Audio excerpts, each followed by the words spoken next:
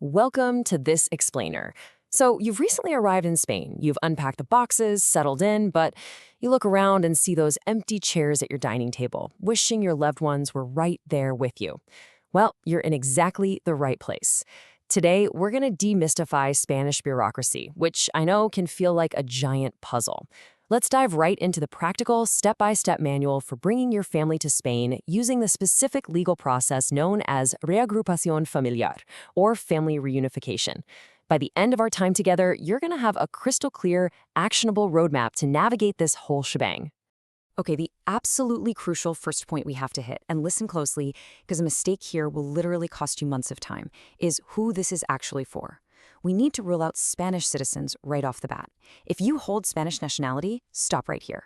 You actually have to use a completely separate route called Residencia de Familiares de Españoles, which is governed by totally different rules under Instruction SEM2 2025, right? So this explainer is strictly focused on the general regime for foreign nationals who are already living in Spain as legal residents. For those of you who are legal foreign residents, here is our game plan to conquer this bureaucracy and get your family here as efficiently as possible. We'll cover Section 1, Reagrupa Familio Basics, Section 2, Who Can You Bring, Section 3, Requirements and Document Checklist, Section 4, the two-step procedure, and finally, Section 5, Official Source and Disclaimer. No theoretical detours today, just the hard facts you need. Let's jump right into Section 1, Reagrupación Familiar Basics, and establish the ground rules of who can actually kick this off. By definition, reagrupación familiar, which simply translates to family reunification, is governed by the immigration regulation known as RD 1155/2024. Think of this as the specific legal mechanism designed exclusively for foreign nationals who already hold legal residence in Spain. In this scenario, you are what they call the sponsor. You've got to be legally residing in Spain under the specific periods and conditions outlined in the regulation before you can even begin to pull the levers to bring your family over. Make sense? Moving right along to Section 2, who can you bring? Because the Spanish government is very, very specific about who makes it onto this guest list. The eligible family list is broken down into three distinct, strict categories. First up, your cónyuge o pareja registrada. That's your spouse or registered partner. They must be over 18, and the law explicitly notes that this is absolutely not available in situations of polygamy. Second, your hijos, or your children. This covers minors or adult-dependent children who are under your guardianship. And third, your ascendientes, your parents or your spouse's parents. But wow, note the strict conditions here. They must be over 65 years old, they have to be in your care, and you must prove their economic dependency on you. You can't just bring over a parent who is fully financially independent, unfortunately. All right, Section 3, Requirements and Document Checklist. What's fascinating here is how rigidly the financial and living requirements are laid out. Because look, if there's one thing Spanish bureaucracy loves more than an official stamp, it's a highly precise mathematical formula.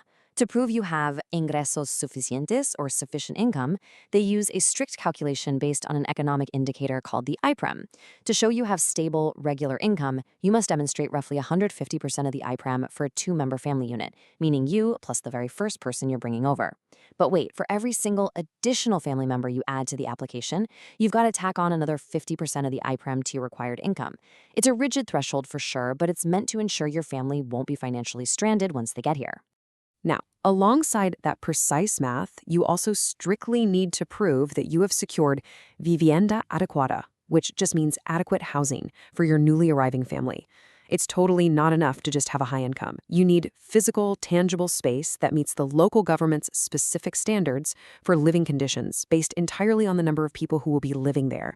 So pulling all of that together into a clean, actionable view for you, your mandatory document checklist includes, number 1, proof of ingresos suficientes, showing that 150 plus 50% IPREM math we just talked about.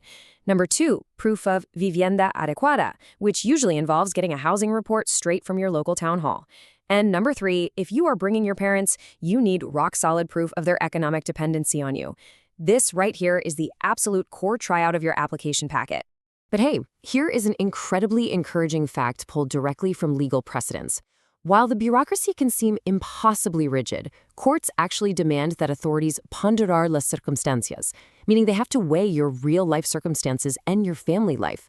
They're instructed not to just mechanically deny your application if you're, say, a few euros short of the exact income level, provided you can demonstrate genuine family life and real dependency.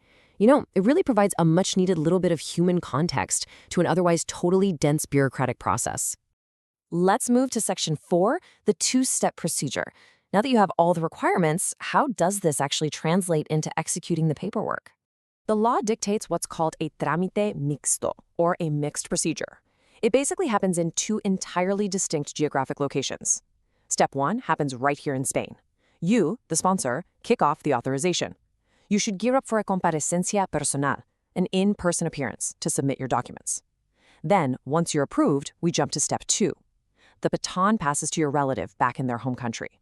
They have to take that approval and apply for their actual visado, their visa, at the Spanish consulate of origin. Think of it like this. You start the engine here in Spain, and they get the keys at the consulate back home. Finally, Section 5, official source and disclaimer, bringing us to your immediate next steps. To wrap things up, head directly to inclusion.gov.es. That is the official portal for migrations in Spain. And please remember, this explainer provides informational guidance, not legal advice. The exact euro amounts for the IPREM do change, and specific local documents can vary slightly depending on where you are. So you absolutely must always verify your exact financial targets and official forms directly at inclusion.gov.es, or honestly, consult with a legal professional for your specific case. Bureaucracy is a high hurdle, no doubt about it, but mastering it is your first real step to building a permanent life in Spain. Once your loved ones arrive and those dining chairs are full, what other Spanish systems, from healthcare to education, are waiting for you to decode next? Good luck with your application. That was a quick overview. On our website you'll find step-by-step guides to many procedures, the Padrón, the health card, the NIE, the TIE, legalization, and more. The link is in the description. And if you get stuck, message our Telegram bot. We'll walk you through for free, step by step.